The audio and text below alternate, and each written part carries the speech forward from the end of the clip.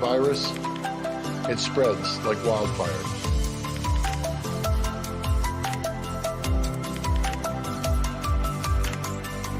Welcome to Canadian Doctors Speak Out. We're going to give you the top reasons not to be afraid of COVID. When we hear the word COVID or coronavirus, we now instinctively reach for a mask or look around to see how we can protect ourselves and our families. No place really seems safe. But as Canadian medical doctors, we're going to tell you what the best science now has to say.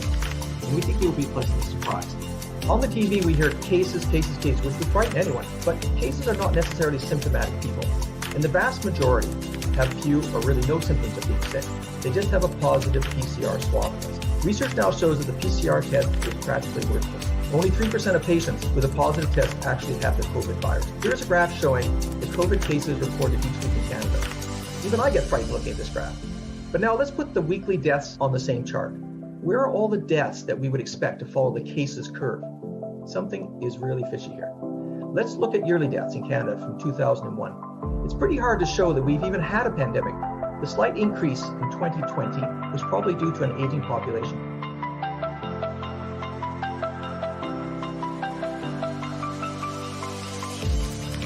We have heard a lot about how children are COVID super spreaders. Terrified, we have shut down our schools, covered our children's beautiful faces with masks, but the science shows that none of this is warranted, and they're not the drivers of the pandemic.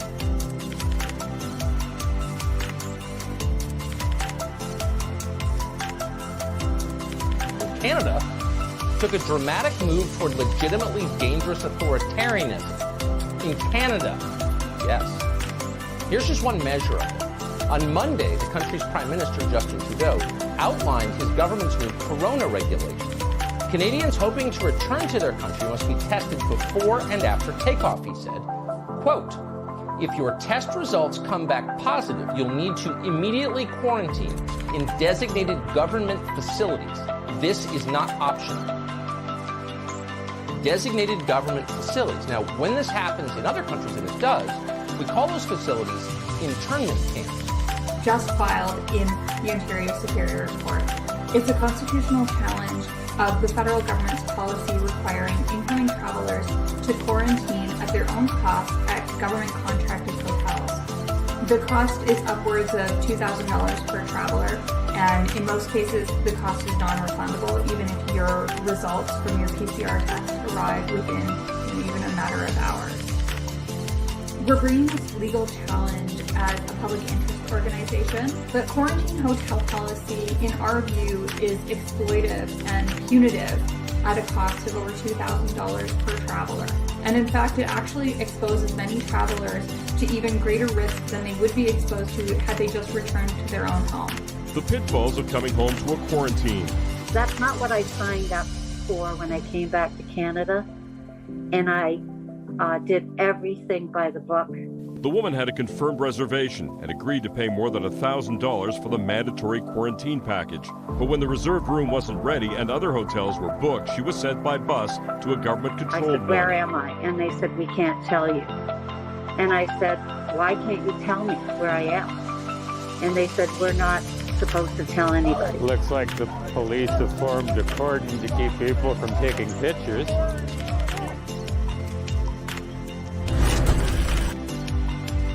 We're taking things that are, genetically modified organisms, and we're injecting them in little kids' arms. We just shoot them right into the vein. I've basically just been waiting to get the vaccine so that I can feel safe going out.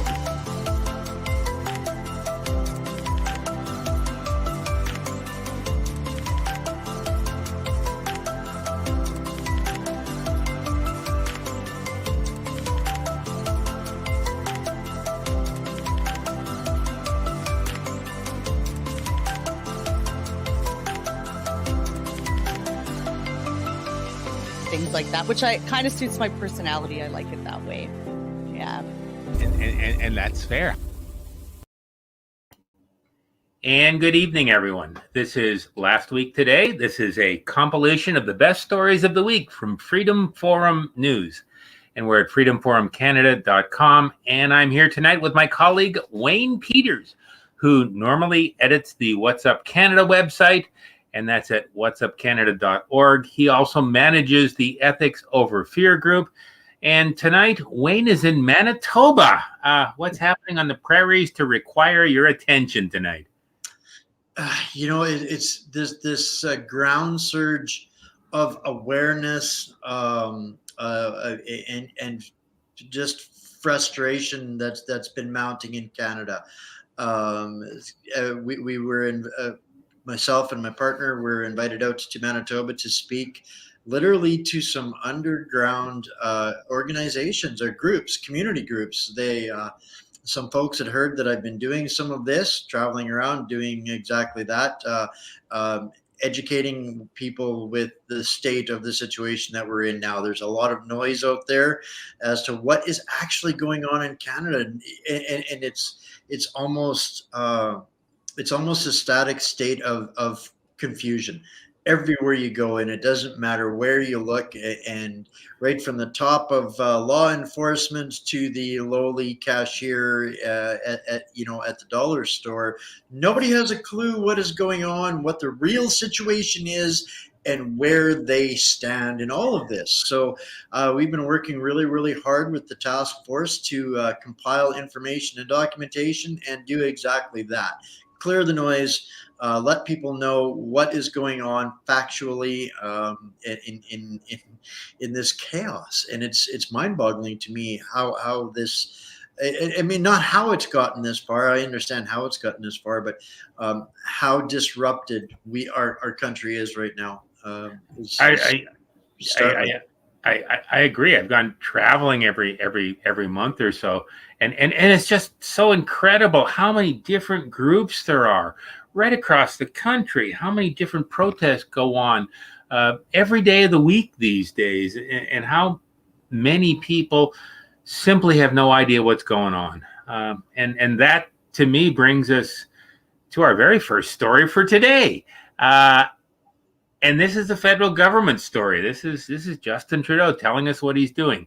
Now, after much foreshadowing, the federal Liberals under Prime Minister Justin Trudeau have finally announced vaccination edicts for all federal public servants, all RCMP employees, everyone who travels by air or rail, cleaning staff and contractors who clean up Parliament Hill every night.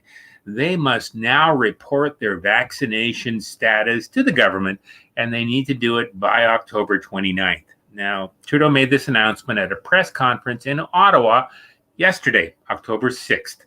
Now, press conferences have not traditionally enjoyed the legal standing of union contracts, for example, signed by all parties involved, nor have they enjoyed the legal standing of legislation signed into law by the Canadian Parliament after vigorous public debate. But it is expected that this particular press conference will attempt to enforce the latest edicts. Now, as outlined on the October 6th, 2021 CBC News Post, federal public servants, RCMP, and air and rail travelers must be vaccinated by month's end, Trudeau says. Now, Trudeau says also that the new mandates require public servants to either get their shots by month end or be forced into an unpaid leave of absence. Now, a senior official at the press conference also said people forced onto an unpaid leave will not qualify for employment insurance. Now, this is something new. This is something that's not been tested in court. And this is something that just came out of the press conference. Now, an estimated 267,000 employees covered by this policy got to deal with it by the end of October. Wayne, are there any plans for parliamentary debates on this, or is it just another edict being promoted by a government house organ? I wouldn't expect any debate, and there's a few reasons for that. both parties of the governing the official party and the opposition are already both committed to this agenda that these guys are fulfilling. So even if there were some molecular shred of leadership and integrity and conservatism within the Conservative Party, there may possibly be some sort of debate, but that party is absolutely coming apart at the seams. There is no official opposition. There has never been an official opposition with this regime in power. And sooner or later, Canadians are going to figure out that pirates don't ask. Now it's just public that pirates don't ask. And there is going to be no opposition from any official capacity other than perhaps a token statement from some controlled opposition party. But at this point, I wouldn't expect anything like that to stand in the way of this, except we the people. And here's the funny thing of that is they can demand all of these things, and at the end of the day, the Canadians hold the power. And if they decide to just walk off of everything for this country, there is no taxes.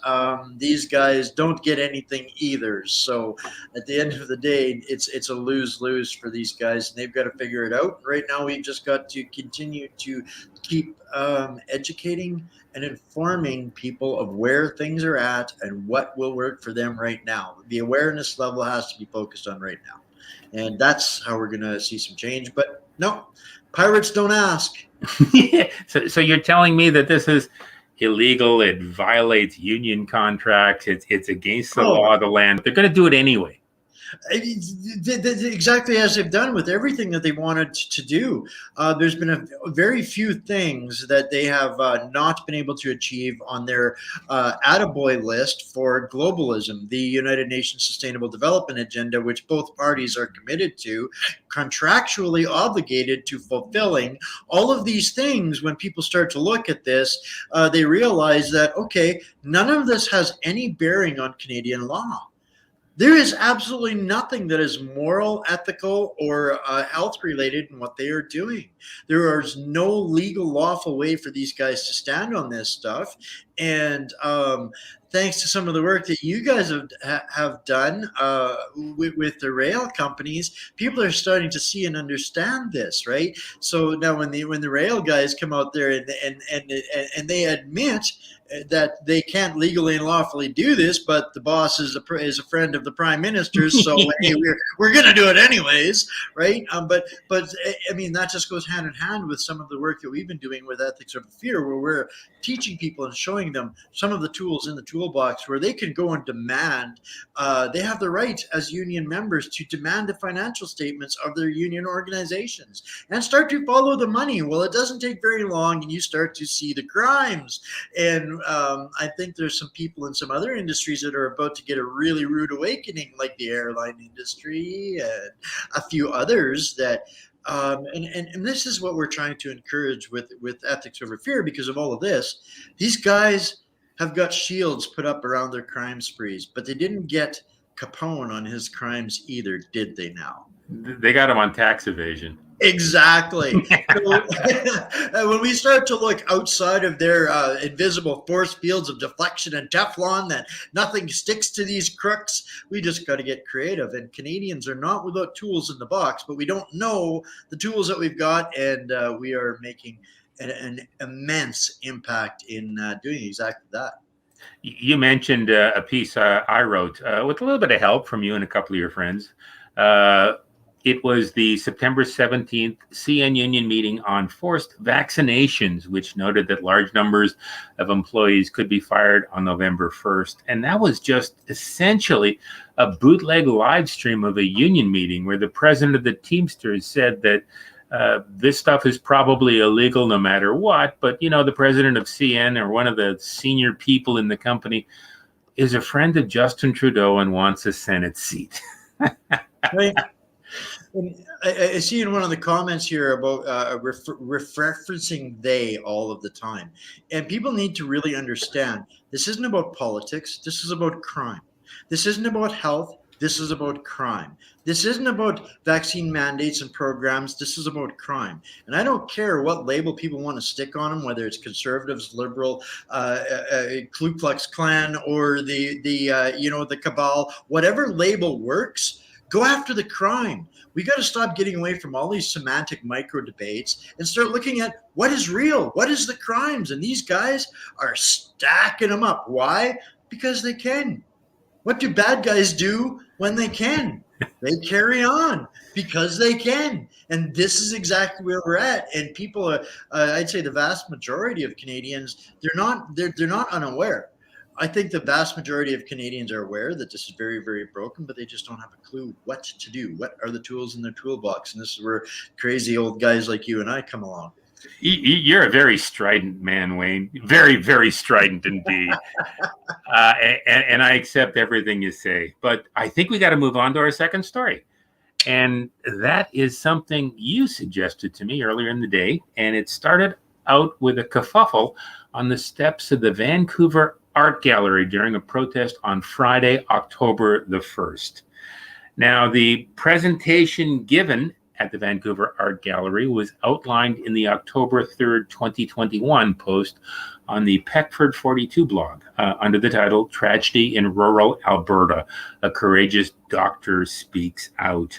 And this is Dr. Daniel Nagase, who has been practicing medicine for 15 years. He spoke about what happened after he tried to give COVID patients, sick COVID patients, he tried to give them ivermectin in a small hospital west of Red Deer about a week and a half, 2 weeks ago. Now, essentially, and after a whole lot of interference from higher ups in the medical food chain, Nagase prescribed a series of drugs and vitamins, along with ivermectin and other drugs designed to improve breathing. And he did it to 3 critically ill COVID patients. And by the end of the day, after he had prescribed these drugs and vitamins, 2 were almost completely cured. The 3rd was stable and eventually recovered as well. But also by the end of the day, Dr. Nagase had been told it was bad to prescribe ivermectin. He was relieved of his duties and explicitly told ivermectin was forbidden in the hospital. Even if the patients had their own ivermectin, say a relative brought it in, patients would not be allowed to take it in the hospital. And Dr. Nagase was told in no uncertain terms by his bosses that it is a violation of Alberta Health Services policy to give ivermectin for COVID. And 2 days later, the Alberta Health Services people responded to this post from October 3rd, and they responded in the October 6th, 2021 post. Alberta Health Systems blast viral speech claiming ivermectin used at Rimbey Hospital. That was the hospital just outside of Red Deer. And basically all they said in their post was that ivermectin was bad. Ivermectin was bad. So I'm open, Wayne. What do you think about that? I think right now, this is probably one of the most important stories that's not being heard in Canada right now for several points. We've got a doctor here who's doing the most dangerous thing he possibly could in treating people's health. Think about this, people. And so this doctor is absolutely being criminalized and destroyed for trying to save lives. That's significant, hugely significant. The wrong frontline heroes have been promoted for far too long. Now, the other significant part of this is the curtain got pulled back. This doctor names names of people who were actually interfering with a doctor-patient relationship. No bureaucrat, absolutely no person outside of your doctor has the right or is the legal ability to interfere with the treatment of a patient. So we've got the people behind the curtains at the Alberta College of Physicians and Surgeons and the Pharmacy Board. We have literally got people intervening to attempt to stop doctor-patient treatment. This is significant. People need to see if we allow these guys to stop this doctor and make an example of him, Who is going to want to ever go to a doctor or a hospital again if you're not going to be able to go there for help, for life-saving treatment? If the only thing waiting for you at the door to a hospital is a jab of an experiment, who is going to go to the hospital? The systems cannot function without doctors' intent on health care. So this, to me, is, I think, one of the biggest underknown stories in the country, and this doctor is absolutely going to need our help. And they're doing the same thing to Dr. Patrick Phillips in Ontario, who's going to be on my show on Tuesday afternoon, because they just did him the same thing too. They relieved him of all of his duties for continuing to attempt to treat patients. And I find this disgusting. I looked at the response from the authorities, and they said we would never do anything that's not in the patient's best interest. But those drugs that cause those patients to get better, we don't want to give them that. That's a terrible thing. We're going to relieve you for that. These medications have been on the world's most recognized and accepted list for 40 plus years. Now, all of a sudden, these are being criminalized in place of an experiment that's guaranteed a future experiment of downloading a software system so that you can survive every 6 months. This is what they're doing. So, I mean, there is absolutely no credibility left in the current system. The management and the crimes are coming out, and there's nothing left to lose for these doctors. This corrupt rogue medical corporation has literally destroyed almost all trust left in the medical system. People are going outside of the system, but at the end of the day, they will not survive. These corporations are nothing more than that. They are corporations, and people will go elsewhere. They will go elsewhere. And we are seeing new organizations, new coalitions and confederations seek treatment elsewhere. People, do not allow yourself to become victimized by this corrupt rogue system.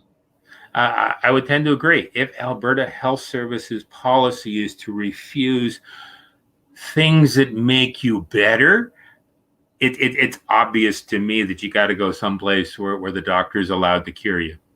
You know, and at this point, there is no ability for them to claim ignorance. There is no ability to claim science. We have, there has been mountains and mountains. There is 18 months worth of science to support early treatment. There is 18 months of science to negate all of this, every last bit of this. And this is insanity has got to stop. So at some point, and this goes into another show, but yeah. Yeah.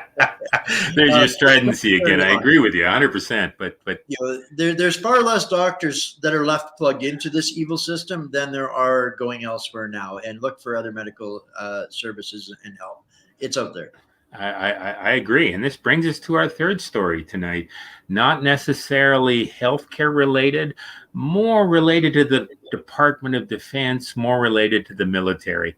And it starts out with an AI-powered U.S. Department of Defense program named Project Salus. It's run in cooperation with the Joint Artificial Intelligence Center, and just finished analyzing data on 5.6 million US-based Medicare beneficiaries aged 65 or older. Now, the program has concluded that the vast majority of COVID hospitalizations, which happened to these Medicare beneficiaries, the vast majority of these COVID hospitalizations are occurring among individuals who are fully vaccinated. And even worse, not only are the diseases occurring among the fully vaccinated, but the outcomes, the results of the diseases among the fully vaccinated are growing worse with each passing week. More and more of the vaccinated are getting sick, and they're getting sicker and sicker, and more of them are likely to die. Now, these Project Salus findings are summarized in the October 5th, 2021 presentation, Effectiveness of mRNA COVID-19 Vaccinations Against the Delta Variant Among 5.6 million Medicare Beneficiaries 65 years and older. A really boring title. And it's currently posted on something called the Humatrix website. Now, Humatrix is a 15-year-old San Diego business focused primarily on Internet of Bodies research. Now, they define it as providing mobile healthcare applications designed to help transform healthcare by providing consumers with their own health IT systems for advanced patient safety, care coordination, and cost control. But in essence, they want to strap our livers to the Internet of Things so that people in Ottawa and Washington, D.C. and Brussels can track whether or not they think we're healthy or eating too much. This, you know, as much abuse as alternative media and conspiracy analysts have received, it's time for some new conspiracies, because all the theory is coming true. This is stuff that people have been talking about for a really long time. And when we look at what's happening around the world right now, India and I think it's Brazil, they're curing all of this, ending this for like $1.25 a day, treating it as when they're looking at this as a health problem. This is not a health problem. We are undergoing a full-scale attack, a war against our society, and that is where it is going. It is to absolute control. There is no need for any of these measures, and all of this persecution and direction into a system of compliance is straight up control and becoming dependent. They are destabilizing our country in order to plug this system in. That's the end of the day on this, and it's not about being able to keep the vaccinated from the unvaccinated. This is the unvaccinated will not comply to this digital system. That is the beef. It's not about vaccines, because we're just vaccine aware. We're not vaccine hesitant. Nobody hates vaccines, but we understand what control and slavery means. And this is exactly where they are heading us, destabilizing, taking every way, means, method for us to oppose and resist this agenda under a political mandate. And we're being herded into this technocracy, whether we like it or not. They think they're going to achieve. I think we've got a lot to say on that yet, but this is what the agenda is, and they are blatant. They are plot committed. They are not going to give up, because they know how much we know, and if we win, then Nuremberg becomes real again, and they cannot escape. They are past the point of pleading ignorance. Ignorance of the law is no excuse, and heads will have to roll at some point. And they can't escape that if they stop now. So they're completely committed to this. But the good thing is throughout the course of history, they have never been able to adequately predict the free will of men and women who treasure freedom over the comforts of government. I'm far less philosophical than that, but I know that I've taken vaccines. I've taken vaccines to travel, but why take a bad vaccine? And I like cars, but why drive a bad car? Why should I drive a 1971 Pinto that'll explode if somebody hits the bumper? My neighbor has cancer, so now I'm supposed to take chemotherapy so that they can feel better? Like, think about this. Where does this stop, people, right? Like, I mean, where does this stop? And here's the thing is, when you start to look at the actual science of this, these people that are being victimized, and this is one of the things that I've had to really recently struggle with myself, is no matter what, these people are victims at this point. Now, if they've been injected with this cocktail, they are a victim, and we can't escape that situation. And the longer we continue to divide us, it keeps us from helping them. And they're the ones that are going to be needing our help and compassion and humanity really, really soon. Because none of us want to be right, but we're trying to help them the most. And it's pretty crazy what I'm seeing out here now. And in relation to this story, the last story, I've got whistleblower nurses coming on to the show very, very soon. And everything in that story is going to be 100% corroborated by people that are walking away from the system, and they have been cornered. And we're going to explain to the world exactly how these people have been cornered to commit horrible things at the behest of a rogue service corporation. Wayne, you do really good stuff. I would be remiss if I did not ask you flat out, for everybody listening right now, where do we find this story and when's it coming out? This week, guys, you know, you don't get any flack unless you're over the target.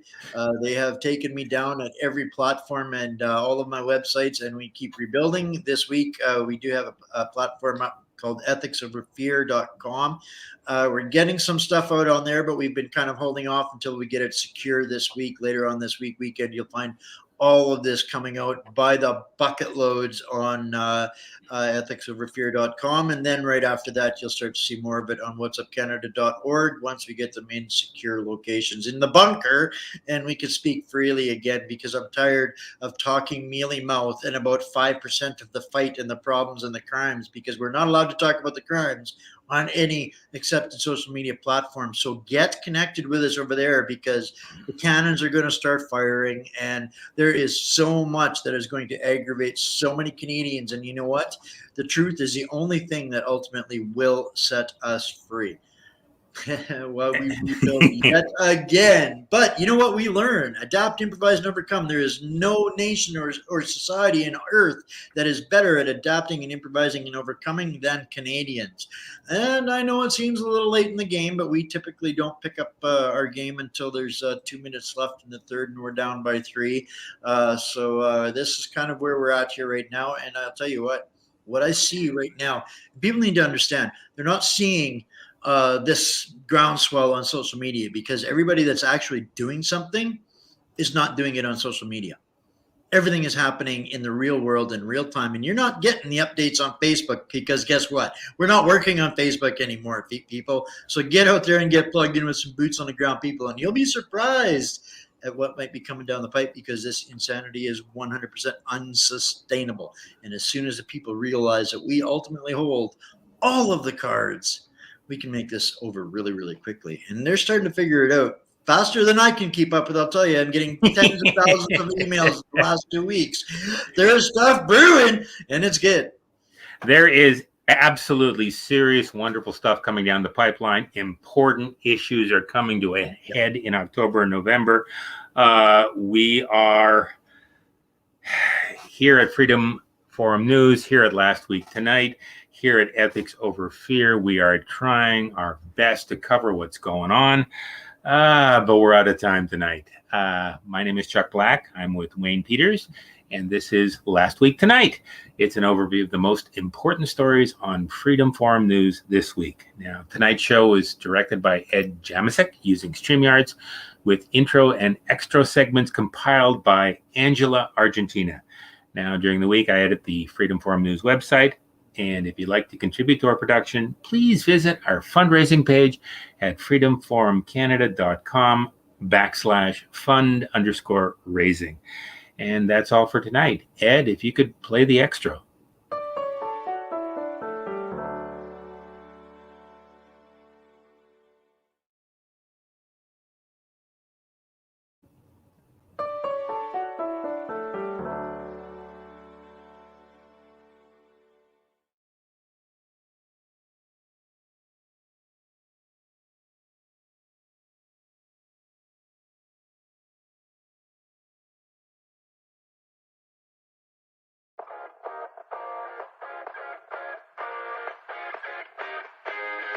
Would you mind explaining how you helped them and what it is that you did for my colleagues and friends?